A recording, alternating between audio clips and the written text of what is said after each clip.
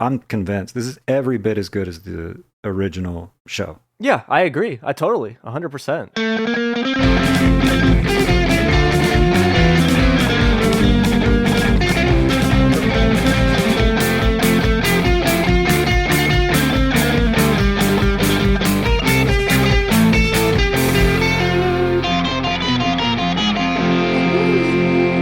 Hello and welcome to Yep, a King of the Hill podcast by and for people who have seen the new season and are not afraid of some potential spoilers. I'm Ronnie. And I'm Rob. Today we are talking about, can you believe it? Oh my god, it's here. Season 14 of King of the Hill. Each of us... We binged it. We've seen all 10 episodes. I did it twice. Oh, twofer, double dipper. Holy shit. Although I no longer have the ability to... I've ruined my brain with modern living. I can't pay attention to goddamn anything. Oh, that's not your fault. That's by design. So I've seen them twice, and I'm about 10 viewings away from getting it. Like understanding it, catching the jokes, appreciating all the stories. I mean, one thing I was thinking about this coming into our talk today is... Yeah. When we do an episode, and I do a better job paying attention, and we end up talking about things in detail, and I always come away with a greater appreciation of the episode. And part of me feels like, I mean, I'm in a pretty good place, by the way, with season 14. Yeah. I like it a lot. But I do have that feeling of like, well, we're not going to be able to get into the kind of detail that we often would or usually would. Yeah. I want to let the listeners know, like, if this is your first time finding Yep, normally we go through one episode at a time in great detail. We're not doing that today. It's just kind of like our reactions to it. I haven't spoken about this new season with anybody yet, so I'm excited to talk about it with Rob. I cut off all contact with every other human being. I say, you're out of my life. You're done. At least until I talk to Ronnie about the new season of King of the Hill. I said, Rob, contractually, you can't talk to anybody else until you talk to me about this new season. I did a good job. I want to let anybody who's listening, if this is your first time finding us, know, Rob, you've been watching King of the Hill since it debuted. I mean, you remember the promos for it before it came out. I've been watching King of the Hill my whole life. I was born in 93, and I just always remember King of the Hill being a thing. So we are longtime fans. Excited to see the show come back. Having said that, neither of us were watching King of the Hill when it went off the air in 2009. We both kind of fell away from it at that point. That's right. So, Rob, recently you've watched through the entire show in preparation for this. I watched through the entire show in about 2019, 2020. So we'd seen all the episodes up until this point, and this new season was a part of the reason that we started this podcast, because it's like, hey, King of the Hill's coming back. Let's talk about it. Probably the best part of my summer, other than my angel wife with the donating the liver thing that some listeners will have heard about by now. That's all inspiring and shit. But as far as me, my summers are a disaster all the time. I teach college, I get 3 months off, and I'm an idiot about it. I eat too much and daydream about what I might do, and I don't do it, and hate myself, etc. But we started this podcast heading into the summer, like spring we started it up, right? Yeah. Rewatching King of the Hill, wonderful. Yes, amazing. I love the show a lot. And then getting to talk about it is great. And it's pretty cool for me. Summer's almost over. As we record, right? The semester's coming. Like a freight train. No. And this is a pretty nice way to kind of more or less end my summer. I spent so much time with King of the Hill. It's one of the few ways that I spent my time well in the last few months. I'm happy to have spent my time with King of the Hill and with you. And I'm excited that we got these new episodes and that we get to talk about them. Yeah, exactly. So, Rob, you said that you liked it. Yeah. I don't know how I want to approach this exactly. Before I get into my thoughts, for our $10 supporters, we put up an episode kind of going over like our hopes for it, but we didn't get into any details. I tried to avoid most spoilers.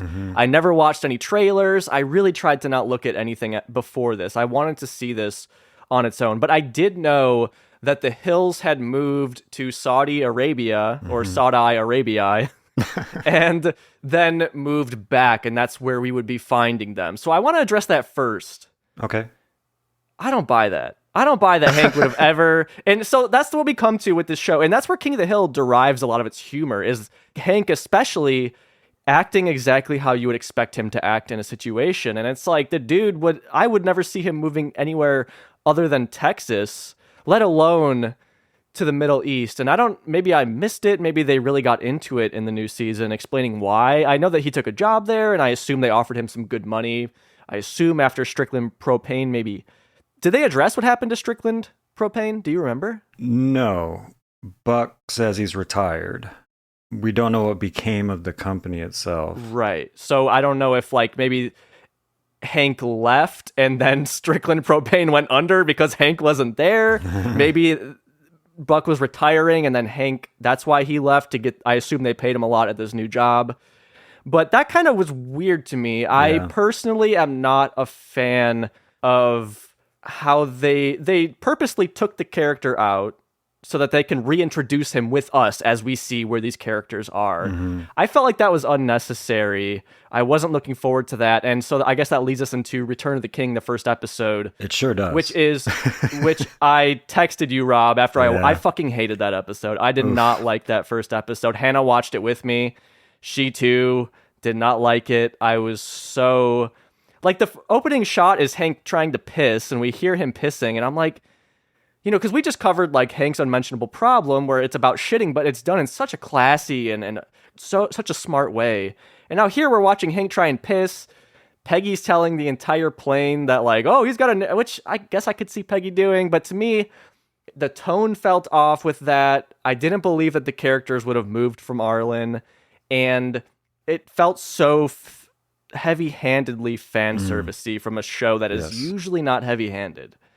And that's what bugged me about episode 1. Now, before anybody tunes out, I loved the rest of it, okay? The rest of it to me was so good, but I did not like this first episode one bit. I had the same experience as you with everything you just mentioned. I felt the same way about a lot of that stuff. And then including also loving the rest of the season. So Return of the King, a couple of things. One, it felt really on the nose, fan servicey, a little surfacey. Yeah. Like, yeah, we get it. Peggy embarrasses Hank sometimes by oversharing. Mm-hmm. And this was egregious, you know. It felt egregious and is sort of the beginning right away, right? It's the first thing that happens. Mm-hmm. The beginning of me kind of keeping an eye on like, oh my God, is Peggy like all the way insufferable? And it turns out not really, but there's a bit of time, I think, through the first few episodes where I'm like, man, Peggy is really reduced to just saying like 4 lines. 2 of them are mispronouncing words in other languages, and 2 of them are being delusionally self-aggrandizing, right? It's like she's got those 2 traits. Yeah. And then maybe you throw in embarrassing Hank in this first scene. Anyway, so some of that stuff I thought like, oh, are we gonna like, is this gonna be almost like the cheapest or like, I hate to say like stupidest version of what this show would be? And that relates to, maybe it does, why have them leave and come back? I don't know what you get out of it. It does kind of muddle the timeline, and I've seen people online questioning like, well, wait, so how long were they in Saudi Arabia? When does that mean they must have left, given everybody's ages, whatever, right? Yeah. And that's tricky with a show like this. Mm-hmm. But it does get at something that I think is interesting to consider about all this, which is some of our reaction, I think, isn't based on the story world. It's based on our experience watching it for decades. Because I feel like, whoa, well, Hank, why would he ever leave, right? Like, we know him to be this guy. Well, and I know we get flashbacks, and so we get some of his backstory as well, but we kind of spent, 18 months or 2 years or whatever in the original, like in story world, how much time was that out of these people's entire lives, right? Yeah. One way that this comes up in the season is the relationship between Bobby and Connie. Mm-hmm. When I first saw, and it's in Return of the King, we find out that they have not been in touch at all. And I'm like, what? I ship them, you know, like I'm a preteen girl or something. But the truth is, that's not entirely unrealistic, that even though they're neighbors and maybe stayed neighbors all the way through high school. You would expect, because Con and Min still live next door. Right. But I don't know, man. People are close. They grow apart. They get caught up in other activities. They're not a big part of each other's lives. And here we are a few years removed from when they would have been going to the same school. And, you know, like Connie's been off at college in Dallas, apparently. Mm-hmm. They try to account for why they're not on social media and wouldn't have kept tabs on each other that way. Yeah. Sometimes in the season, they have to like kind of like explain why. Like, why is Bobby so bad at texting when he's apparently the age where he would have grown up doing it? And he's like, I only text 60-year-olds about inventory for the restaurant, that kind of thing. Suppliers or something. Yeah. Anyway, so all I'm trying to get at is, granted, we've spent a lot of time with these characters, but it's actually only a very narrow portion of their lives. Yes. Yeah. And it's some years ago. Who knows what went on? And as much as we might think like, well, can you tell me the story? Mm-hmm. Right? Like, how did Hank come to go? Like, how did that happen? Right. But it could happen. And we're just not telling that story. Like for this season, we're just not telling that story. And you could see how, for example, like say Buck, he's going to sell Strickland, and he was all the time screwing over Hank. So he's not going to like get Hank in a position to be in charge or anything, mm-hmm. right? Mm-hmm. You could see maybe Peggy getting in his ear a little bit, and Hank often defers to Peggy as he somehow thinks that she's wise sometimes. Yes, yeah.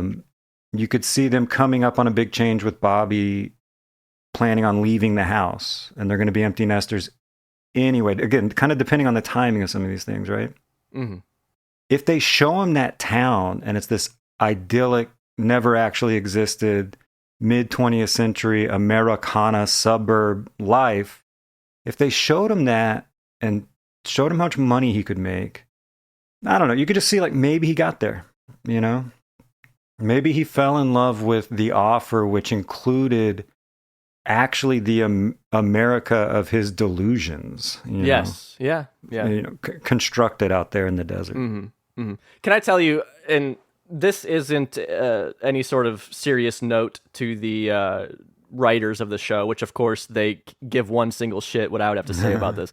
But I think I could digest that more easily if, let's say, King of the Hill did a movie first. And I would like to see that, like see Hank get the job, see him go, and see all that stuff happen, and then have him come back at the end of the movie and then start the new season from like him being back. I think I could be okay with that. It's just, it feels so unnecessarily shoehorned in because it never really goes anywhere. They address it in like the first 2 episodes, maybe a mention here or there, but to me it's like the whole first episode is wasted on this when it really never goes anywhere.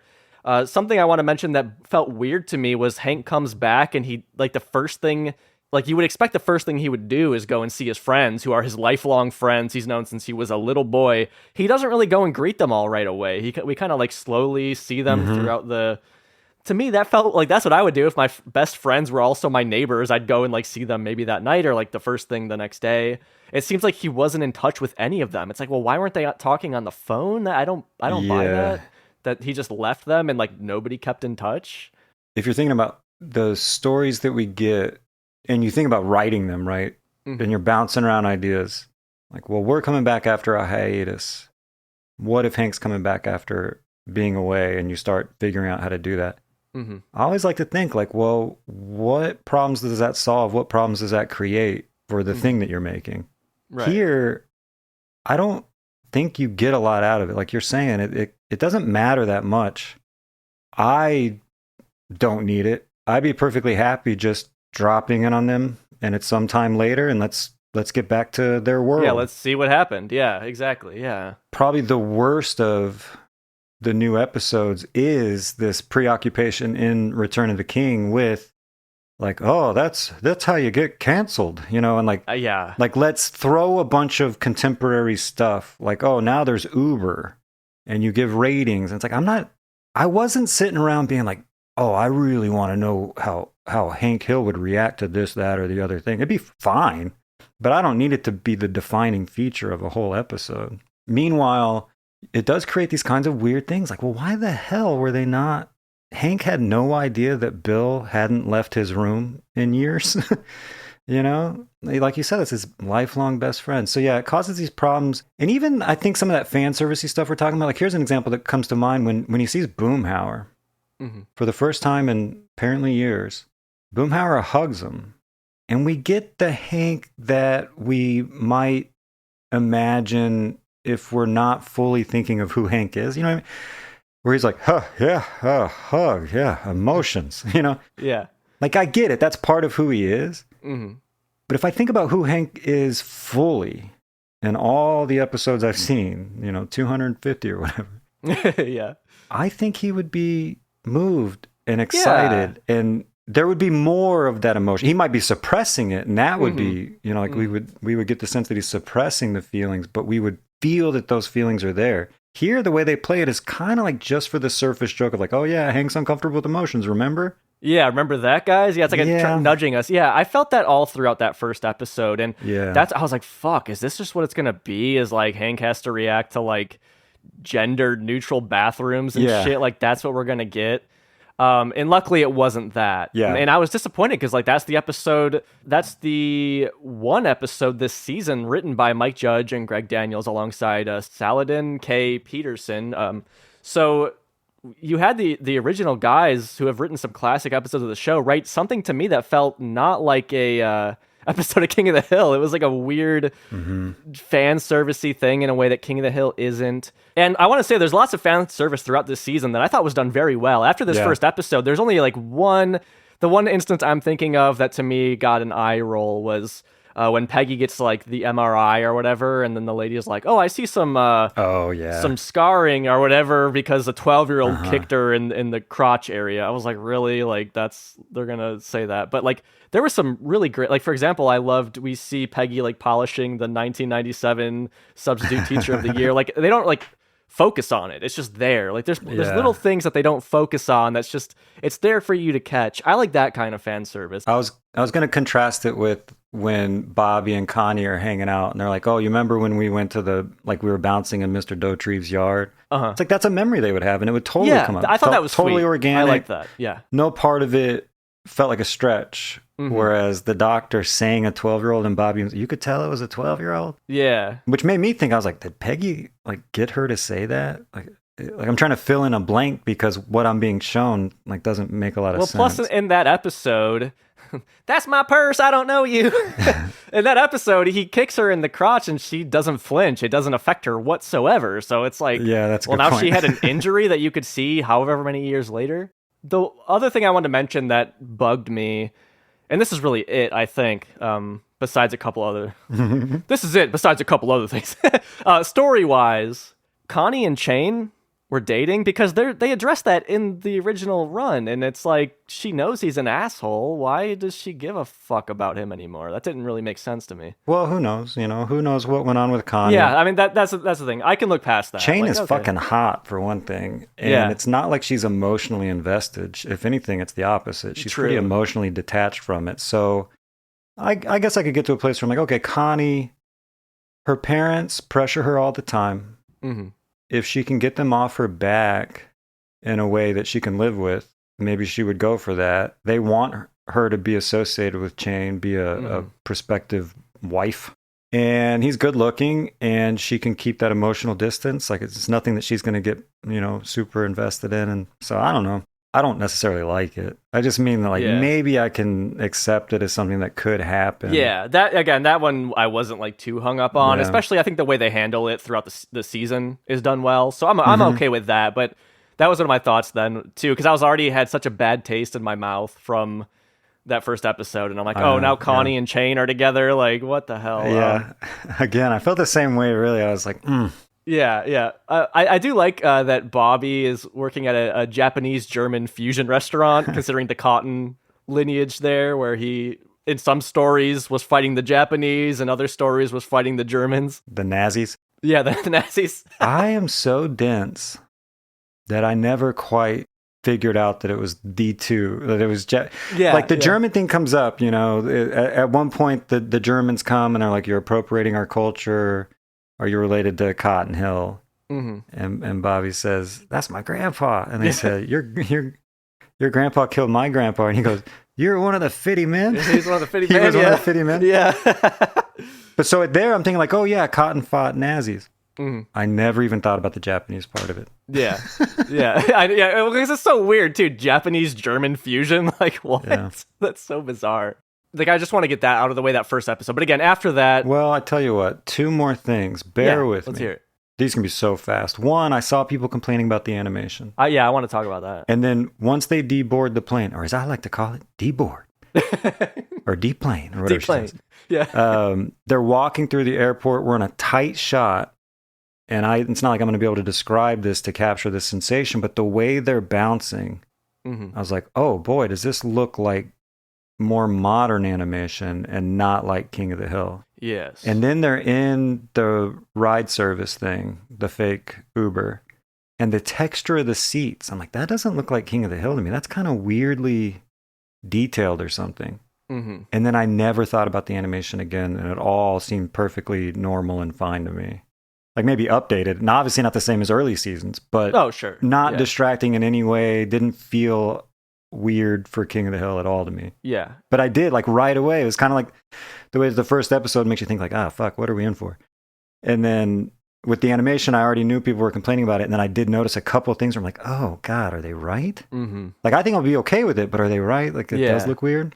Yeah. And it turns out not really. Did you have a better eye for animation than I do, I think. Right. No, I echo your exact thoughts on that, where, like, when I first saw it, it was a little weird. And I was curious how it would go, right? Because obviously we're jumping ahead in animation. Now, worth mentioning for anyone who doesn't know, King of the Hill was originally animated by hand. It was cell animation until around season 6 when they really started leading into digital, and eventually the show went full digital. So they already had made that move within the show's original run, but now here we are jumping ahead 16 years. Well, obviously things are going to be more updated. So yes, the one thing I want to mention is a lot of these shows are made in the same software called Toon Boom Harmony, and I assume that's what they used for this. I could be wrong. I didn't read that anywhere, but I know that's like kind of like an industry standard at this point, so I assume it was done in that. So that's why a lot of these shows kind of look the same, because they're all done in the same program. So I noticed initially there was a couple little things at the beginning that I was like, ugh, I'm not crazy about that.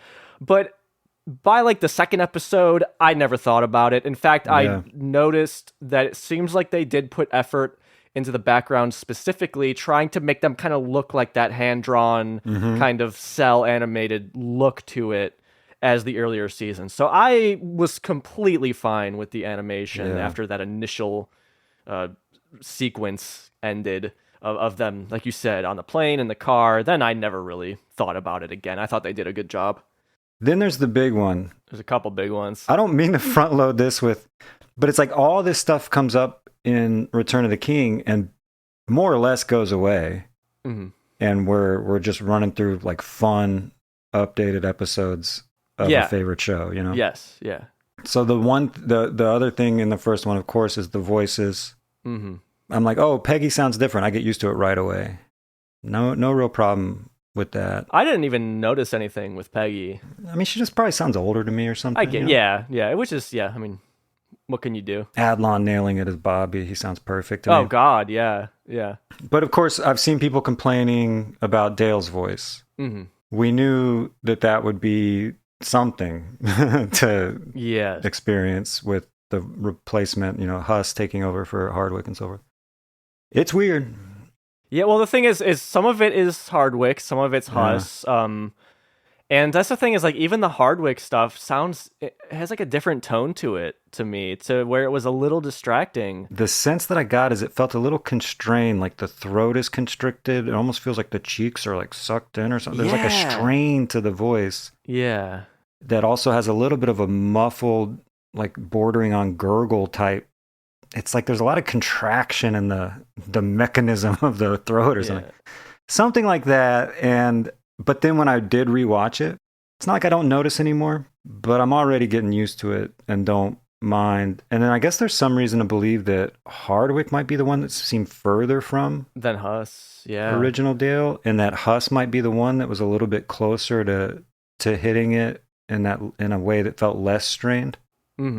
Anyway, I don't even necessarily mean to speculate on all that, but certainly Dale's voice is part of the experience watching these episodes.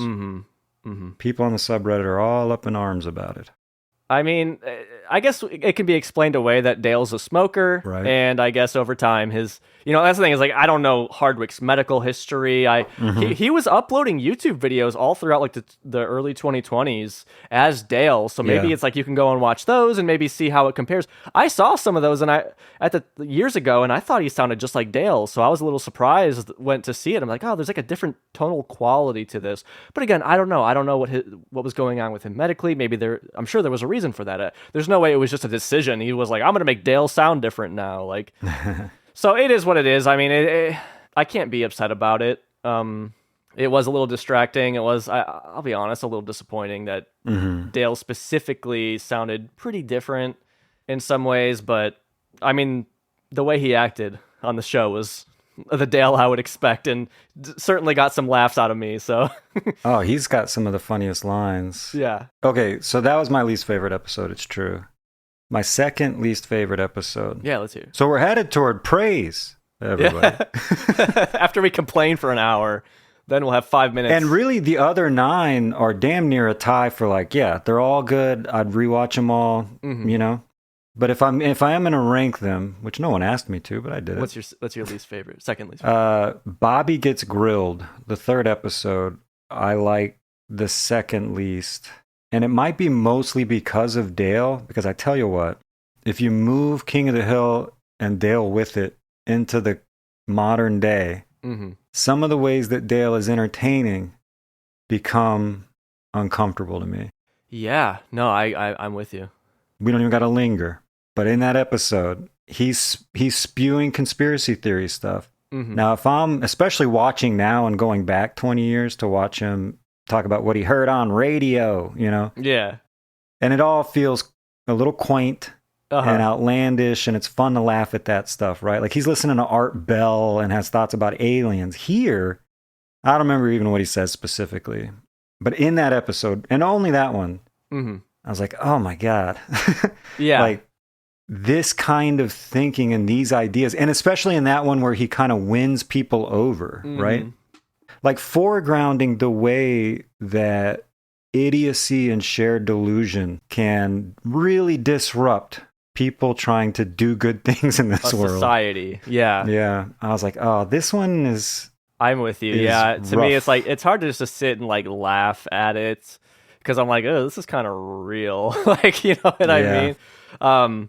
Let me say to Dale, I love the idea that he ran for mayor, then got like kicked out after like however many hours. And I'm kind of upset that we didn't get to see that. Like, that's the kind of thing I'm annoyed by, that, you know, Hank comes back and we just hear about this. I'm like, I would love to see Dale run to be mayor and then get kicked out right away. Now, again, seeing him, he's just like, oh, I ran on an anti-mask mandate, all masks or something. Which so maybe if we saw that, maybe it wouldn't be as funny as it is in my mind when I think about it. But that was a disappointment. But yeah, you're right. Like people are talking about Newsmax and stuff on that, which again is like a real thing. But it's like, oh, it's hard just to sit and laugh at this the same way we do when we watch. Like we're in the first season as we record this, when we watch these 97 episodes.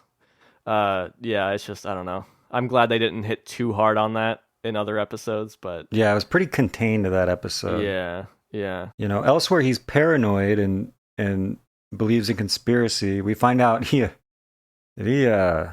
jacked off to the Zapruder film. Yeah, they get a little raunchier in this season. Yeah, how about that, huh? Yeah. They say shit. Yeah, they say shit. Like it's implied that like Bobby has sex with somebody, and like that made me a little uncomfortable at first until I'm like, well, he's 21 now. Like there's nothing wrong with it. But in my mind, I'm like, it's little Bobby. It's little Bobby, and he's having sex. I don't know. Well, real quick, because you mentioned it, my second least favorite episode was the beer story, which was episode 2. Simply because I feel like that one didn't really go anywhere. It's like, okay, like I liked what they could do here with Hank and Bobby kind of competing as adult men as opposed to like the father-son thing. It's a whole different dynamic, and I love that we can explore it. But in the beer story, it just kind of fizzles out at the end, was my feeling about it. Like they both are in this competition, and they're both just like, you know what? I wish I was spending time with my dad or spending time with my son. And I'm like, really? That's how this ends? Is like they just both just say that at the end, and then it's like kind of over. Well, then they drink each other's beer and they still don't like it, which I did kind of like that. Yeah, I mean, it was a decent episode. Now I'm split. Like once we cut out Return of the King, now it's kind of a closer tie between them. I feel that way too. That beer story's got the darkest joke I can remember in King of the Hill history. Which one is that? Hank has shared his homebrew with the guys, and they're a little underwhelmed, and Bill says it needs more of that old gun flavor. And Hank says, what's old gun flavor? And then Dale says, ask Bill. He's the only one who's ever put a gun in his mouth. Rebecca and I both are like, Jesus Christ. Yeah. And that's not the only time they refer to Bill being suicidal. It's pretty bleak. It's pretty dark. And I don't want them to, don't be like careless or frivolous with that. But I am, what's the right word for it? Entertained by, honestly, but kind of invested in. I'm interested in Bill's depression and just. Yeah. So I'm okay with it being a part of it and everything. Mm-hmm. Now, here's what I don't like about that joke, by the way. Bill says it lacks the old gun flavor. Hank asks what that is, and then Dale says, ask Bill. It's like, well, yeah, he's the one who fucking said it. I am asking Bill. Oh, I didn't even catch that. Why did Dale say, ask Bill? After like, Bill brought it up. Yeah. Yeah, I'm not sure about that. So, like, the joke is grim and funny enough, I suppose. But it's like the way they got there was not crisp. Yeah.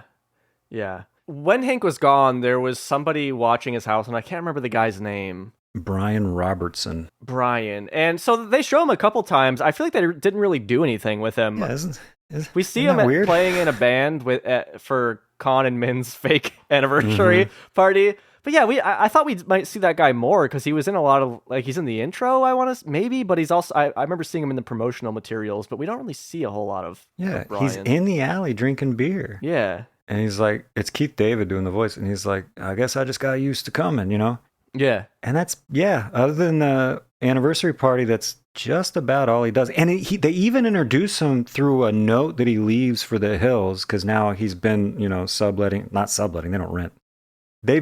He's been renting their house. Yeah. And now he's out, of course, so they can move back in. And he's like, watch out for your water heater. It's only got a few years left on. He seems like such a good fit for Hank. Yeah. And that's the first thing we learn about him. Mm-hmm. So you think you might get an episode where they're buddies or something, or they start to bond, you know? That's what I was expecting, yeah. And I will say that makes me think, because there's other things too, I wonder what would come to mind. We were like, well, why didn't we get more of that? Well, Boomhauer's got a stepson, and we get almost nothing with that. Almost nothing. I was disappointed, because I love that idea that, like, Yes. Boomhauer is in a fatherly role. Let's see what... And I kind of like that we never saw his girlfriend. It was more about him and the son. But even that, like you said, is like one episode. We see the kid a couple times, and I wanted to see more of that kid. I'm like, let's learn more about that.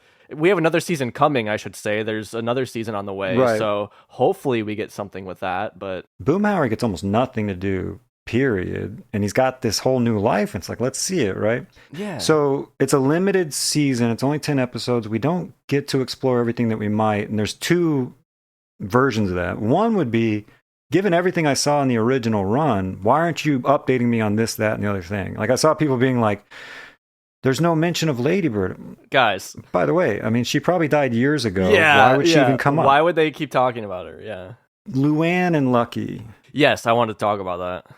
Zero mention. There's a picture of them in the Hill house. Mm-hmm. That is one where I say, hey, Luann lived with them for maybe less than a year, and then she moves out into that neighboring house. Yeah. It's not that long in the timeline of their full decades-long lives. We're only watching that little sliver of it, and it's not long before she is marrying a dude. Yeah, very true. And then presumably off with him doing redneck things, looking for pee-pee to slip on. Looking for a lawsuit. So in a way, I'm like, okay, for us, it seems like Luann being around was fundamentally important to their whole existence, but we only saw that little bit of it. Mm-hmm. So even there, I can be like, okay, I'm okay with it that they're off doing whatever they're doing. And we're watching these specific people at this specific moment in their lives, and there's just not necessarily any organic reason why that would come up.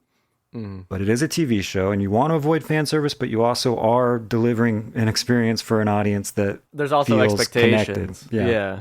I didn't know how they might go about having them, if they'd even be in it. I did expect maybe a couple mentions of them at the very least. But the thing I'm interested in is, we talked about this in that supporter only episode where it was listed that Gracie, their daughter, had a voice actress.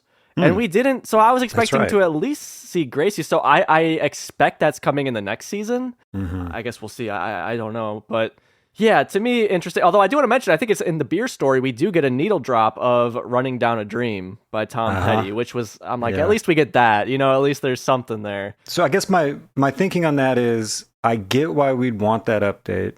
Mm-hmm. I wonder if there's not really any way to mention something about them that wouldn't feel forced. Right. And like only for the audience and not really true to the lives. My favorite thing about the whole season is, I guess, what is more or less my favorite thing about the whole show, which is that slice of life thing that we've talked about before. Like, we're just in these people's lives and they're doing stuff. So I kind of like that some of that stuff just kind of rolls out or unfolds at a pace that is surprisingly slow, like how we don't get to Dale for a while. Mm-hmm. We don't get Con for episodes. Yeah, I was shocked. Like, Min's around at one point, and it's like, where the hell's Con? Yeah. Well, I guess we know why we don't see him. Well, but I find myself actually liking that. That this is a world. Yeah, you're aware of all kinds of stuff going on. And if it's stuff that you were familiar with from back in the day, you're like impatient for it to come back around. Where the fuck is Con, for example? Yeah. Where's Luann? Mm-hmm. And then if it's something that gets established now, like, well, there's this Brian Robertson guy. Boomhauer's got a stepson. Mm-hmm. And then I find myself kind of like impatient, like, well, get to them then. Let's see them. Yeah. It's like, hey, we got 10 episodes and we're just telling stories about lives. And in life, you don't necessarily just rush over here and spend time with a guy you know. You know, you and I were in contact for a year or two or whatever before we ever talked to each other on a video call. You know, it's like life just kind of unfolds. And King of the Hills, one reason it's great is because it's life, you know? Well, in my opinion, they kind of dug themselves into a hole here because, back to Return of the King, they're back from Saudi Arabia. You think that there'd be like, let's see family. Like, we're back in the States for apparently the first time in years. So that's kind of why I'm like, you would like at least, I gotta see Luann soon or something like. It's just a mention, you know, like, I wonder how Gracie's doing. Like anything, it's like, yeah, if you can just ignore that goddamn episode. I know. Like, that's why I'm like, almost don't even. I would suggest not that. even watch it. Just like jump into episode 2 and just know that they were in Saudi Arabia and they came back. And it, like you said, it almost doesn't matter. One time that it comes up, I do like that they play with. It's called New Ref in Town, and we find out that Hank likes soccer. Yeah. So they worked it in there. Yeah, and in a way that it's not like, oh, that's going to give us 15 jokes about modern life, and you start thinking like, well, if they left for Saudi Arabia 4 years ago, they would have already been familiar with Uber and all these kinds of like a lot of these things that you're. Yeah. So it's like That's causing a mess. Uh-huh. But if he's been gone and spending all his time. I mean, I guess you could say, well, if he's in that kind of like fake America dream suburb town, why did he end up getting influenced by, Saudi Arabians' love for soccer? But if he did, it's kind of fun. Yeah. That one's one that I did like and does hinge on that premise and would be an example of how you could use it well. Yeah, and I thought about that too, and I was like, well, I guess they could have had Hank like soccer at some point without the Saudi Arabia stuff, but that's fine. I do like to give that episode credit because they kind of did a soccer episode with, I think it's called 3 Coaches and a Bobby. That's the one. Will Ferrell is the guest star there as the soccer coach. And so I'm like, oh, interesting. They're doing a soccer episode when they've already kind of done one before. Let's see how they do it. And it was a completely different kind of episode here. I really want to give them props for tackling that kind of topic again, but in a very different way. I really enjoyed that. And yeah, just like I like to see, because in that one, Dale's suspicious that, oh, Hank likes soccer now. What's going on with him? I got to spy on him. It's just, again, to the characters acting how you would expect. And that's what we want from King of the Hill. I'm like, I could so see, Dale doing this and Bill's kind of joining Dale and spying on Hank with this. And then, I don't know. I really enjoyed that one as well. That's an example of Dale at his best when he's a lunatic, but it doesn't make me, sad about the state of the world. Yes. Yeah. Another one in No Hank Left Behind, Good Hank comes around. Yeah, that was so cool. I wasn't expecting that. Yeah, and he's getting swept up in some men's rights. Andrew Tate shit. Yes, yeah. Bro horse shit. And I think they did that really well. That's another thing. Like I'm bummed out that I do have bad feelings associated with men and young men. Like, what a fucking bummer, man. But they're like, yeah, I know. I hope that it's a small fraction of them, right? Like, I teach college. It doesn't come up in the classroom. I'm not encouraging it to come up. I don't want to know about it. Sure. I try to make sure that the stuff I say would discourage it or like expose some of these fools to better ideas that are better in my mind. But like some portion of my students, men especially, young men, have like the worst fucking thoughts about the world and about women. You know, it's like that is a part of my life, and yet somehow this episode, it didn't antagonize those bad feelings in me. It was a little bit cathartic.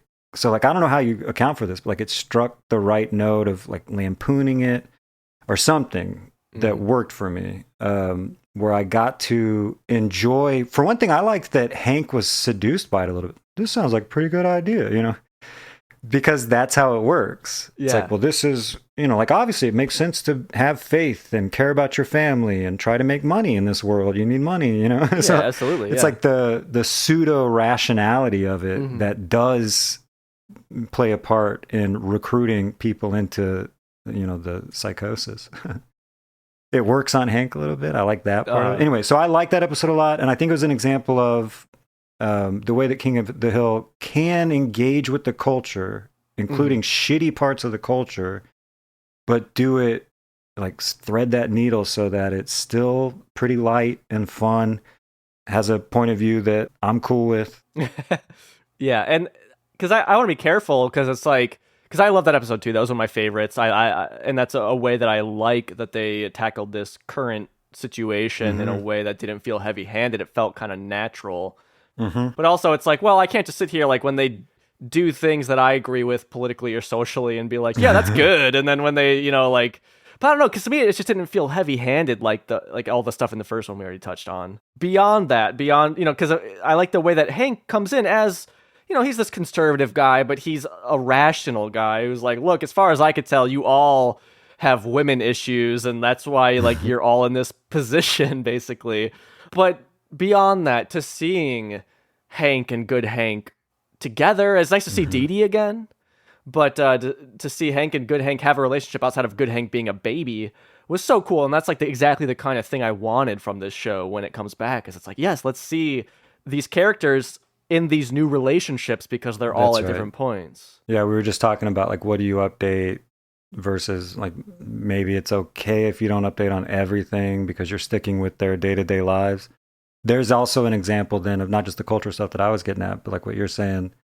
Well, Good Hank is a character. He's around. I wouldn't mind finding out if that's part of Hank's life. And then here it is. You find a way to get a story about Good Hank.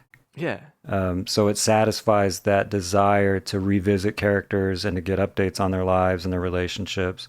Also engaging with some cultural stuff that would be relevant to that character at the age that he is, you know? It's a good episode.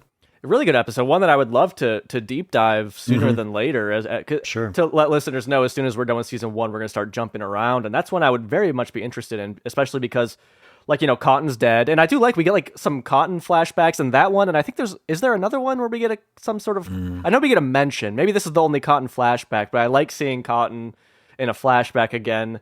But to Good Hank, it's like, well, his dad is gone. He doesn't have a father figure. So it makes sense he would go down this rabbit hole of this faux masculinity bullshit that's all just a fucking grift for money. And yeah, just so interesting. That episode, and I guess we will deep dive it. I think we both want to. So yeah, we both want. We'll revisit these ideas. But they also basically associate that bullshit with Cotton. Yes. Yeah. Like when Good Hank is voicing these bad ideas or, you know, talking from this horseshit perspective, it's the way that Cotton talked to Hank. Yes, exactly. Yeah, exactly. Cotton was it's true. Was a rotten precursor to some, you know, some of the downfall of the American soul. Yeah. Well, that was one of my favorites. Let's jump back to episode 4. Chore money, chore problems. That was one of my other favorites too. And I'm like, yes, like Hank gets this gig economy app that like, well, I can do chores for people because he's bored, he's retired, which I want to jump back to that later. But I'm like, yes, that makes so much sense that Hank would be so in on this and excited to like go do people's like hang curtains and stuff for people. Like I loved that so much. It also, well, so one, I like how much the season is serialized. Like as much as we're saying, like they kind of dropped the Saudi Arabia thing. It's not that relevant to a lot of what goes on later. Like this is an example of, well, it would be easy for Hank never to have heard of this app. Piece of cake. He doesn't have to have been on the other side of the goddamn planet. Yeah. But if I want to see how is Hank Hill navigating contemporary life, here we go. So it is an example of the way an updated version of the show can work, the revival can work. Mm-hmm. It was the first one. It's the 4th episode of the season, and it was the one I immediately I jotted note. I was like, this feels like a classic episode of King of the Hill. Yes. And one way that it did was it has that thing that you've mentioned where it's like, well, I love these characters. I get that they're going to be a little different because time has gone by, but like, give me my King of the Hill, right? Yeah. As soon, and it's not like I'm some genius, but as soon as you saw that Hank was doing the work when he tagged along with Boomhauer, and Boomhauer was like shooting the breeze with a client who was like unloading some shit about their life, you know? Mm-hmm. I was like, oh, Hank doesn't get that the reason Boomhauer gets these 5-star reviews on this app is because he's like playing psychiatrist or letting people, you know, get shit off their chest. And sure enough, that was the story. And I just mentioned that because it's like, I think that's growing out of my understanding of the show. Like, I have a sense of Hank, my own sense of it. And there was it was playing out, you know, it was giving me King of the Hill. Episode 4, I was like, this is it. This is the show. Mm-hmm. Mm-hmm. Which I think is a reminder that like when these revivals like this happen, like you got to give it time, because certainly I feel like this fell into itself in a way that really worked for me and I really loved, and had to have been the biggest flip I've ever had, going from like hating something to being like, yes, like this is so great. This feels just like great, like King of the Hill. Like a lot of episodes here to me, and I haven't seen these in a while, but like later seasons of King of the Hill, the first run, like a lot of these stood out way more to me than some of like the first run's episodes did in those later seasons. I thought of that point you made when we talked about it, you know, beforehand. People kind of romanticize a long-running series, building their impression of it, their memory of it from its best of the best material. Classic golden era episodes. So again, that point that you made about, look, the show on the whole has its ups and downs. So you know, enter the revival with that realistic sense of what the show was, and you're less likely to be let down thinking that it's not as good as the original thing.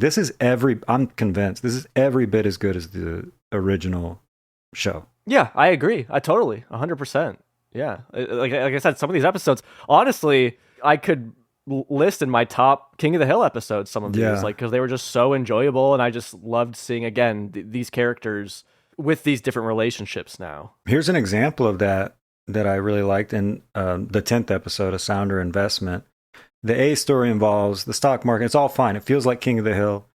I like that it's one of the times in the season when Peggy kind of rises up out of that flanderized flat character that she can be sometimes. Yes, yeah. And she actually is doing things and making choices and having ideas, and she's a character.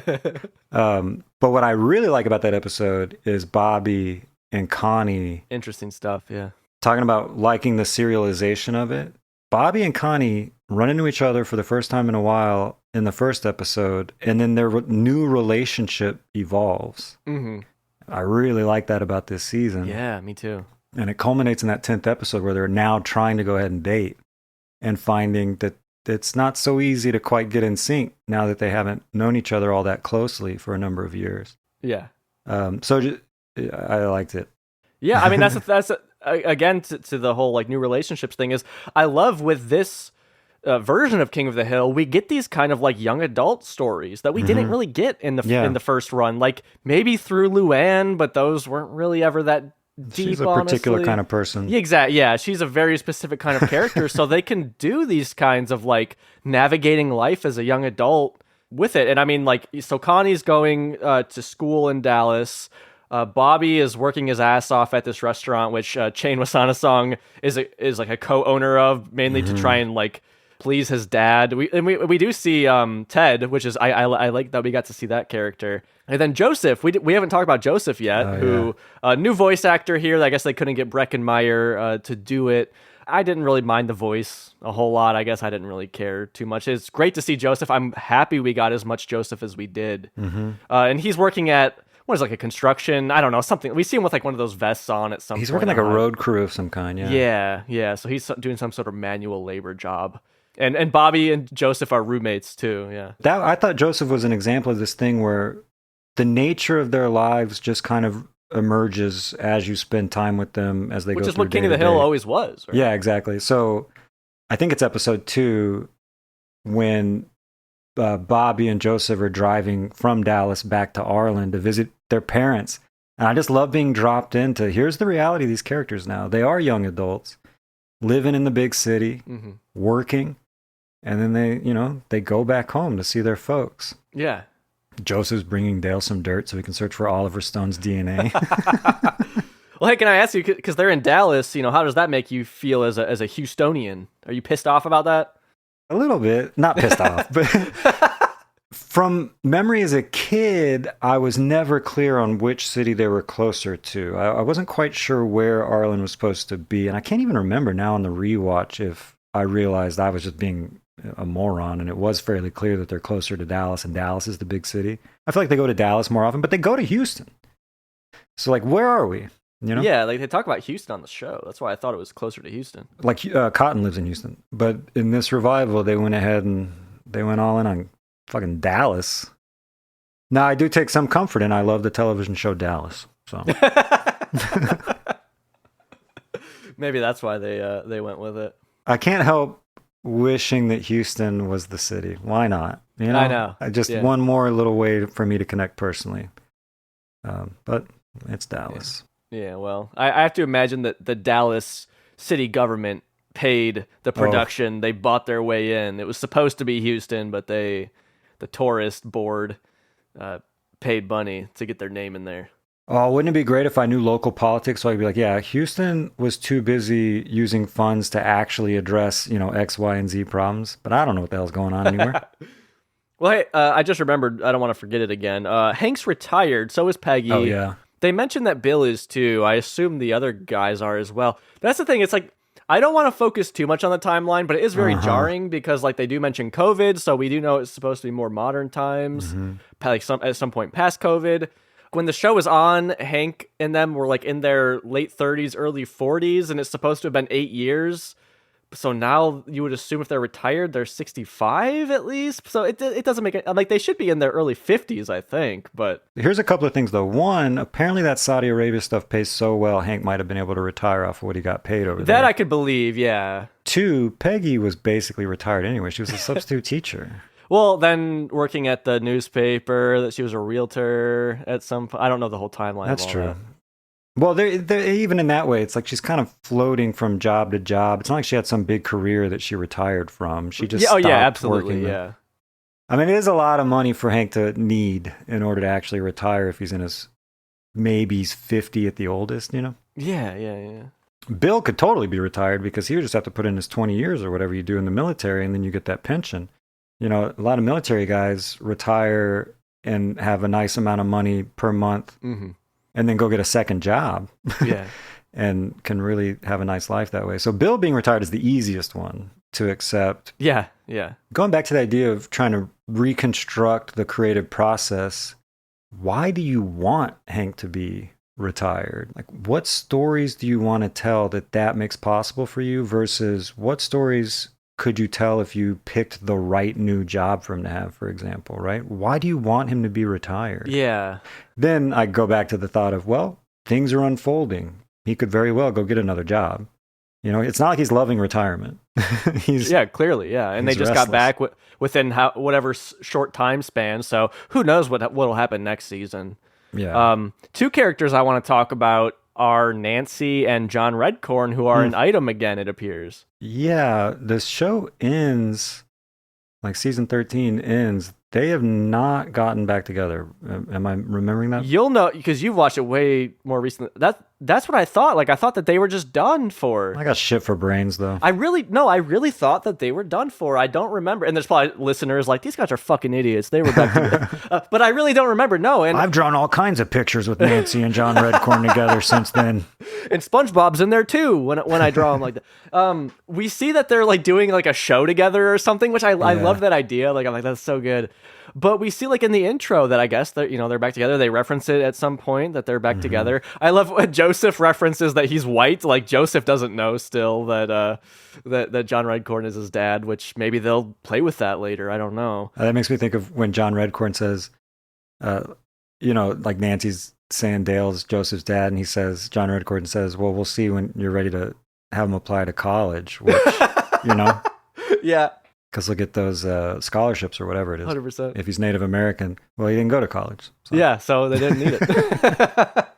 Yeah, so it's great to see those characters. We're talking about different voices. Jonathan Joss, of course, who recently passed away under very sad circumstances, sounded great. He sounded exactly the same here. I can't remember who voices Nancy. We just talked about her in the previous episode. Ashley Garner. Yes, yeah, I thought she sounded good. Perfect, yeah. Lauren Tom sounded exactly the same. She sounded fucking amazing. I thought she sounded so good as Connie. An aged up Connie. Yeah. To where her voice is more mature. I thought Lauren Tom was incredible. Me too. I thought she did so good this season. I was so impressed with her. On the other hand, her husband Con. Okay. Have you looked online at all to see people's reactions? You managed to... I did one right before we got on here, because I've tried not to look at any reactions yet. I wanted it to just be you and I here. Yeah. But I did look real quick, and the reactions were not good. Maybe, I like to throw this word out every now and then, univocally. Oh, what the bad. fuck is... The entire audience is of one voice. They are univocal. Oh, I like that. Everyone seems to agree it's not good. Now... That actor, Ronnie Chang, yeah. I've never liked him in anything I've ever seen him in. When I heard that he was Khan, I was like, I don't know, maybe he'll do good. I don't know. It's not like Yeah. I just have never really been that happy. He was in the Doogie Howser reboot that they did, and he was around. I was like, I don't know, I don't really like him that much. He was in the Vacation Friends sequel, the John Cena Lil Rel movie. Not familiar with that at all. And I was like, he's so bland here. I know him from the Daily Show YouTube thumbnails because I don't click his video. I click Jon Stewart and Jordan Klepper. That's the only Daily shows I'm watching. But I knew him. I'm like, okay, he's got a great name. His name is Ronnie, so he's probably really good. And his performance sucked. Now, look, I don't want to blame him because there were directors. There's other people saying, yeah, man, this is great. Because, we just did West East Side Story where we talked about Toby Huss's amazing, iconic playing of Khan. And I'm like, all right, it makes sense they'll replace him. Makes sense maybe Toby Huss doesn't feel comfortable doing that. Let's see what Ronnie Chang does, man. And it's like not in the same ballpark at all of Khan. It sounds like a completely different character. And here's the thing. The show Family Guy? You heard of this Family Guy, Rob? You ever seen that show before? A white guy did Cleveland, who was the black character, for decades, and then eventually said, you know what? I don't want to do this anymore. I'm stepping away. They found a black guy to do Cleveland who, if you didn't tell me, I never would have known. This guy sounds 100% spot on. You're telling me there's no Asian voice actor, fan of King of the Hill, who could do a spot on Khan? Like, I don't buy that. So for me, it's not Ronnie Chang's fault. Mm-hmm. It's the casting's fault. Why didn't they find somebody who was Asian who could do a better job, who actually sounded anywhere like the character? If it's not 100%, I can accept that. I'm not going to complain. But it's like not even the same thing. And it was jarring. It was disappointing. Yeah, if you want to kind of take the caricaturized edge off of Khan, like to whatever degree Huss, as entertaining as it and everything, if you say like, that's a kind of a step too far toward stereotype or whatever, like it's not maybe where you want to be. Yeah, can you get closer with like cadences and stuff? I want to address what you said because it's like, as far as I know, Khan and Min are the only Laotians I've ever heard speak before. So, like, ultimately, I don't know what, like, a Laotian to English accent sounds like. I could see, look, Toby Huss's portrayal is not accurate at all. It's racist, etc. I can accept that. So I could see being like, look, I'm going to take this in a way that's less of a caricature and more of, like, the realistic thing. But, like, none of the characteristics of Khan were kept at all. Yeah. It was just like a completely different voice. I'm like, so what do we do? First of all, I'm not an authority at all to speak on, well, look, it's just because you threw some other Asian guy in there, like, is that even okay? Like, shouldn't you have maybe gotten a Laotian person? Yeah. Like, it's like, first of all, you got a Malaysian to voice a Laotian character who then didn't even do anywhere near the voice. I don't know. To me, it was jarring. It was disappointing. I know we're not saying anything that nobody else is already saying, but I was just kind of in shock at that whole replacement. Just to have an Asian person, I'm like, there's no way you couldn't have gotten closer with a different actor. Yeah. Than they did just by, I don't know. I hated it. Yeah, that's pretty much it. You know, Khan is really entertaining. He's valuable for stories. You want him around. Mm-hmm.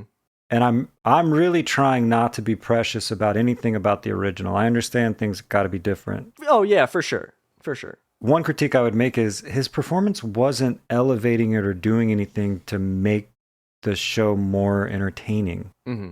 Like even proximity to the original, setting that aside, it wasn't an asset. It didn't feel like to me. It was pretty bland. Yeah. Whereas Khan before was like an undeniable force. Yes. Yeah. As a character, you know? So it's a missed opportunity at best. Mm-hmm.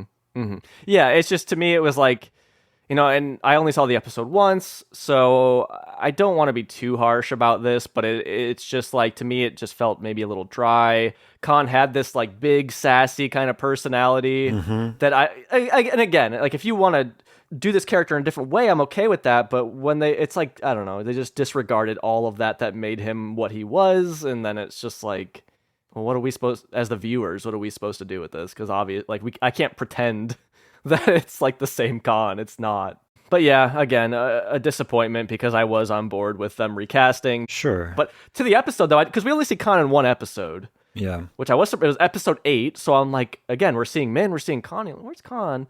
It's funny to see him and Min have been divorced. It's fun to see how that whole charade blows up. Dale misplacing a secret camera, and that's revealed because Bobby's talking about to me, that was pretty funny. I was actually shocked. I'm like, oh no! Like that episode was a lot of fun, despite the disappointment in the voice acting. I want to jump back to episode 6, Peggy's Fade Out. My favorite. Yeah, I was wondering what you think about that one, because Bill he's been hanging out at a black barber shop, which I love that idea. Because Bill's a barber too. I don't know how much they hit on that in that episode, if at all. But he's hanging out there, and then he's been photoshopping like pictures of him and Peggy together, and like telling the guys, "Yeah, this is my wife," and he's basically been saying that Hank is him. Like, oh, this guy's had fluctuating weight issues and all this stuff. That he's suicidal too. That's another time when Bill's depression comes up. It gets assigned to Hank. This is so interesting because Bill didn't have to say any of that about Hank. He didn't. That was so unnecessary. Like this was an escapism for him to like put all his own problems voluntarily onto this guy that he probably assumed that these people would never meet. Right. I mean, while all that Bill barbershop stuff is going on, Bobby meets Willow in the alley. Weirdly, she's a vegan, but when we meet her, she's gathering animal fats. Well, to make something out of it, though. Yeah, but vegans don't use animal products for anything. Oh, really? I guess you'd know more about that than I would. I pretend I... Well, that's closer than what I've ever done. Yeah, I mean, the idea is you wouldn't be using animal products at all. Now, obviously, she could make the argument, like, well, it's being discarded. It makes zero difference. I'm not encouraging the ongoing use of animals. They're going to discard this stuff regardless of whether I steal it or not. Steal it out of the trash. She's the first one to say shit. And I go to Rebecca, I go, did she say shit? And I was happy. That's my favorite word. It's funny that when we meet her, the first thing she says is shit. And then we basically leave her taking a shit on Jerry Jones's desk. Yeah, you're right. I didn't even think about that. And then we see her again in the parking lot and she kind of pleads her case. Like, here's where I'm coming from with all that. I mean, I liked her as a character, I think. I was glad she was around. Yeah, I really liked her. I liked seeing her and Bobby's relationship. I was disappointed that we only got 2 episodes with her, and then Bobby alludes to having them break up with her, and we don't even see that, which I guess makes sense because she wasn't, like, we don't have to see them break up. She wasn't that big of a part of it. Yeah. But I actually really liked her. I mean, to jump into episode 7, the next episode with her, she gets Bobby and Hank tickets to the Dallas Cowboys football, like fantasy football camp. And Hannah was watching that one with me. Hannah didn't watch all of them with me. She wasn't able to, but she was watching that one. She's like, watch, she's going to be really good at football. And sure enough, she's amazing at it. Yeah. No, so I liked that. I liked seeing Bobby bring a girl home to Hank and Peggy. I just thought there was more they could have done with her, and I was a little disappointed that it broke off so quickly. I think part of what I like is that you could imagine a scenario where they're like, let's give Bobby a, like, does she have different colored hair? Now I can't picture it, but she I think shaves it was like the side of her head. That, it's like, she might have a nose ring. If she doesn't, she like that is the type of person a vegan, as Peggy says. Vegan, with a nose ring and shaving half her head. And that could go south for me, where it becomes this, like, she's annoying, Mm-hmm. But she's pretty cool. Like, she's upbeat. They portrayed her pretty well.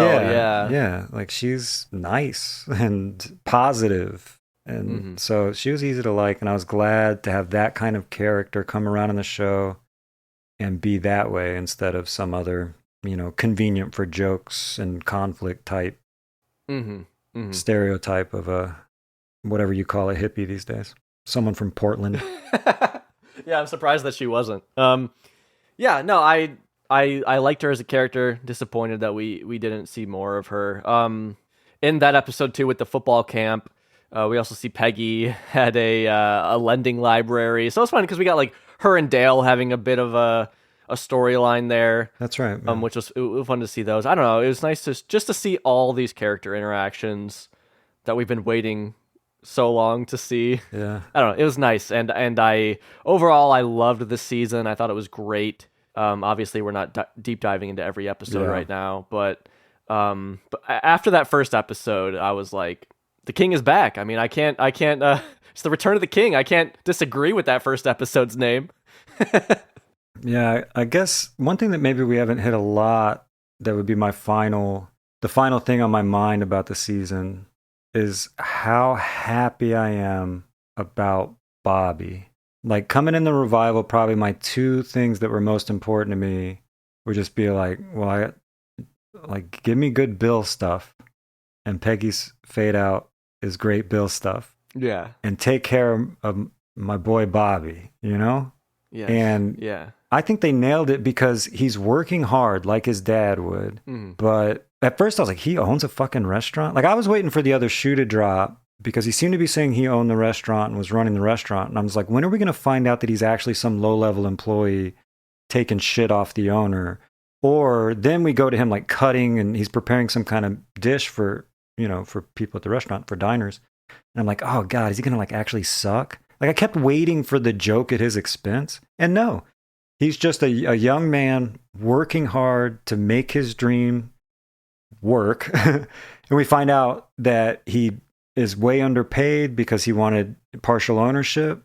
And he says that only pays off if this restaurant works. And we know that, as restaurants will do, I suppose, they're not profitable yet. Right. It's new and they've got a business plan, and Bobby's doing a good job because they're ahead of schedule, headed toward profitability. But what an interesting life moment for Bobby, where he talks about he's just day and night working on the restaurant because he's all in on it. He wants it to work. He's a year and a half away from seeing the return on that investment of all his time and effort. And he has to deal with Shane, who's an asshole. He sucks. And Ted, who he can't count on to have his back and do right by him, really. And then he can like hook up with chicks. Bobby always had that confidence, and it's not like that's gone. He's not. It's like there's so much going on with Bobby. And then when he reconnects with Connie, well, he's an easygoing, likable guy, so they're able to become friends, and he does have feelings for her, so it does start moving toward romance. But it's not like he nails it. That's a bit of a bumpy road. I just like, I like everything they were doing with Bobby. Me too. And I was so glad. And Rebecca too. Rebecca over and over was like, oh, Bobby's so cute. Oh, Bobby's such a good boy. Like, our kid had just turned 19. Not that far from a different part of his life. Felix is going to community college. Bobby's working at a restaurant in Dallas, running a restaurant in Dallas.